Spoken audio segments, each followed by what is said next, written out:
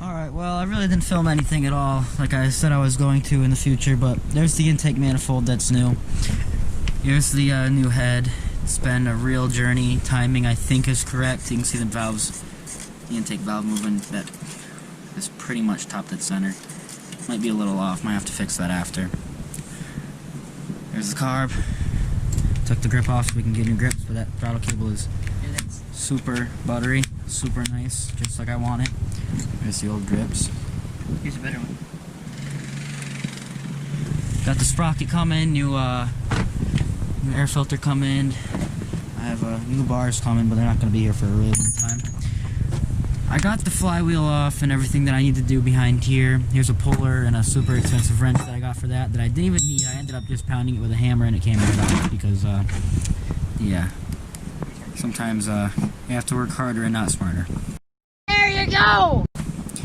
That's alright. So we're probably just gonna put the carb on, kick it over, and hopefully it'll go through. Put some oil on the valves, because they're all new. Well, these didn't come adjusted. We have to adjust the valves. Do we have that valve checker thing? Yep. They didn't come adjusted. That's alright though. So we'll have to just check the valve clearances real quick and then we'll be alright. We gotta put another bolt on the sprocket.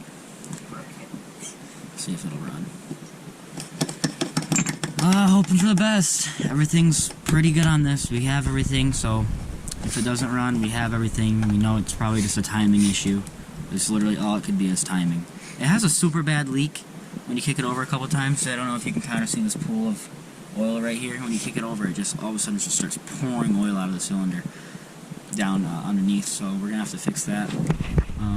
I have gaskets for it, but I couldn't get this one bolt off, so we're probably gonna wait till we do all that for just a little while, probably a week or so, then we'll fix it.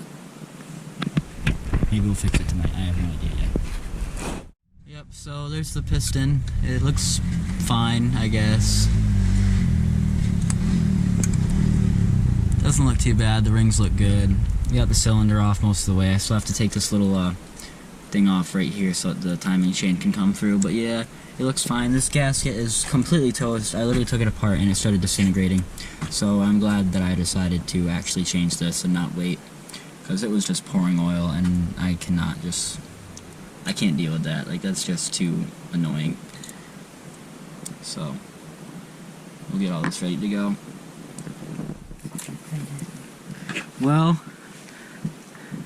even though you kind of can't see because it's super dark out now, we got it all together. Heads on, pipes on, carbs on, gas tank, everything's on, new grips.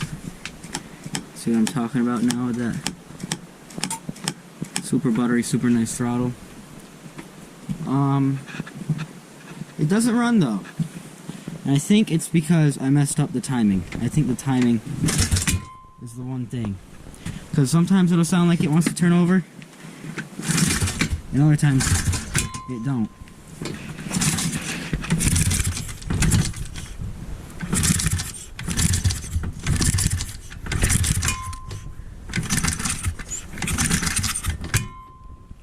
So that's that. A lot of hiccups with everything. Just gotta put a bolt on right there. Yeah, lots and lots of hiccups. But it's together now. They're good. We're all good now. It don't run. Don't mess with it. There will be another video. We'll mess with timing and valves probably tomorrow. Alright, so this is a couple days later from the first part of the video, but just like a quick update. I got the new bar pad. I have the throttle on, the grips on. I have the new sprocket on, 14 tooth. I still have to find another bolt that'll fit this. I mean, I have ones that'll fit it, but I don't want it to look too out of place. Heads on, manifold, carburetor. I have the exhaust more secured than it was. Still have to put this plate, this flywheel cover, the actual cover on. I don't know if I'll ever get new brakes for it, front brakes, but I'm working on getting the gas tank shroud. I do have the air filter off just because it was smoking from the air filter, because I got the timing right. The timing was a little off. And now it kind of pops over sometimes. It's not popping over right now, but sometimes you can hear it pop over, you can hear it pop, and it will backfire and smoke out the exhaust, which makes me think the valves are both open a little bit too much. And I had to order special curved feeler gauges so that I could get the valves correct, because I can't eyeball the valves. I've been working on it for days of just trying to eyeball the valves and use regular feeler gauges, and they just don't curve enough to what you need to get up underneath the valve and check it. I tightened the back brake, that works so much better now. So yeah, it's on the verge of running. By next video, it will be running. If this thing does not run, there will not be another video on this. There will no way be another video on this if this thing doesn't run after. But I will have the feeler gauges in a couple of days. The video should be up the day after I get this thing running. It's been a couple of days since the first part of the video, and I've just been trying to eyeball the valves and just tune them as much as I can, get them correct. I was waiting for the sprocket to come in. That come in a few days ago. The new air filter. I do have the new air filters. They're the paper ones with like the metal mesh on them. The grips are on. The grips are on good now. They weren't on good before. I love these grips. And then just the pad that says Pro Taper makes it look so much better. It's kind of scummy of me to just get the pad and not the bars, but I did it. And I'm getting another pad that says Pitbike on it and like the Pro Taper logo. It's super clean. I might get a new gas cap cover. I'm only doing the gas cap if I can find a front fender and tank shrouds, and just trying to make this thing look really nice. But if parts of it aren't going to look nice, I'm not going to make the whole thing look nice besides the bars and the grips, because those are just things that are just like visually pleasing while you're riding it. And then I'll grab the new air filter, probably put that on, see what that looks like. So here's the new air filter. It's super white, generic Chinese packaging. There it is. It's kind of blue. It didn't look blue in the picture, so it's definitely like Chinese make, where they just like throw whatever they think you ordered into a bag and then send it to you. It looks like it'll fit. It'll definitely fit. Might need to stretch it out a little bit. I thought it'd be a bit big. It looks like it holds a little bit small, but it should fit just fine, honestly. If anything, it'll be better that way. But yeah, get the metal mesh, and I'll open it real quick and throw it on. It looks good. I mean, for how cheaply I bought it. I mean, this blue stuff is definitely just like a paper wrapping. It's like peeling off just by me going like this.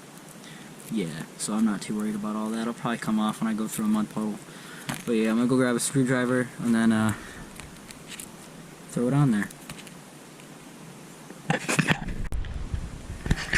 So I got the air filter on there, and it was definitely way too small. It definitely took me way too long to get that on there. I had to shave a little bit of the boot. It was just too small. Definitely a Chinese. I would way suggest just going the like couple dollars more route and just getting an air filter that was definitely made for this car, and you know it's gonna work. That blue stuff was definitely just wrapping to protect the chrome.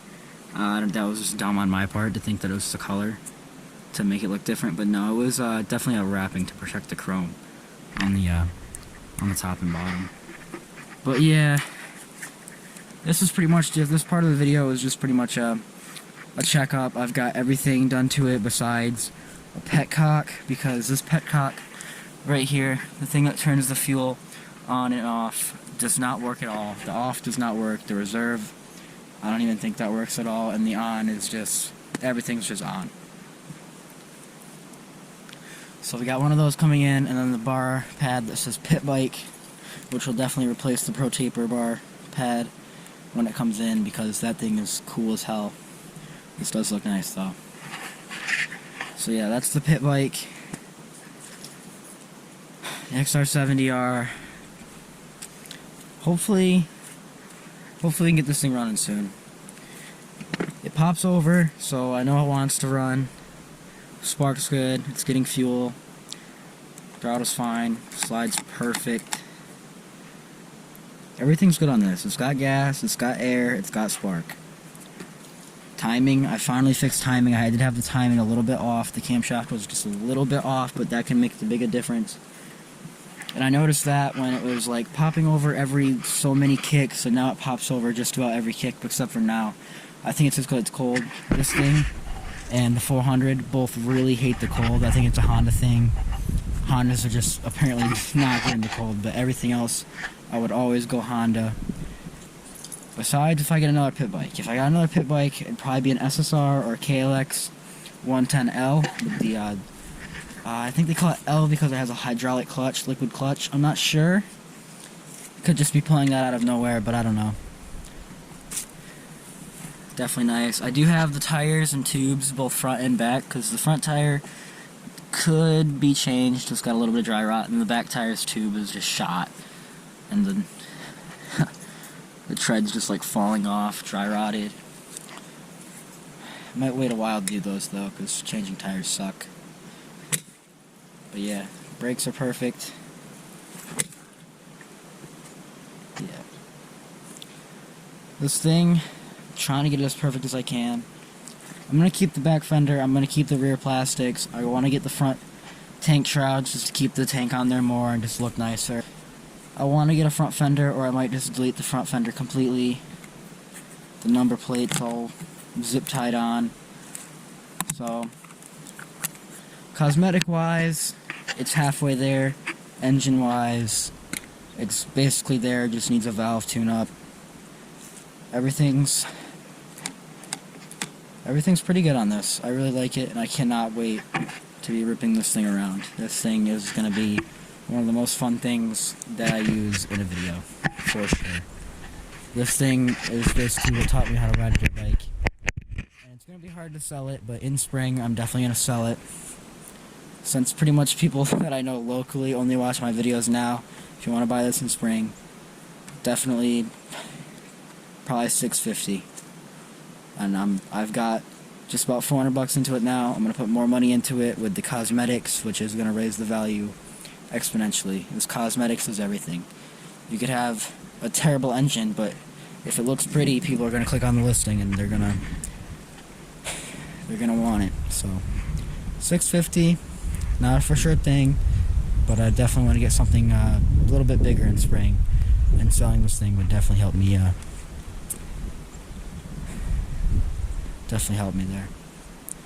Alright, so that's the end of this video. New video up, I don't know, maybe a week from this video posting, maybe a few days less than a week. It just depends on when the valve, it just depends on when the curved feeler gauges get in for the valves, and I can put them to spec, and then hopefully this thing will run. And when it runs, it'll be perfect. It's going to be hard to let go of this thing, but I will eventually, for sure. Alright. That's the pit bike.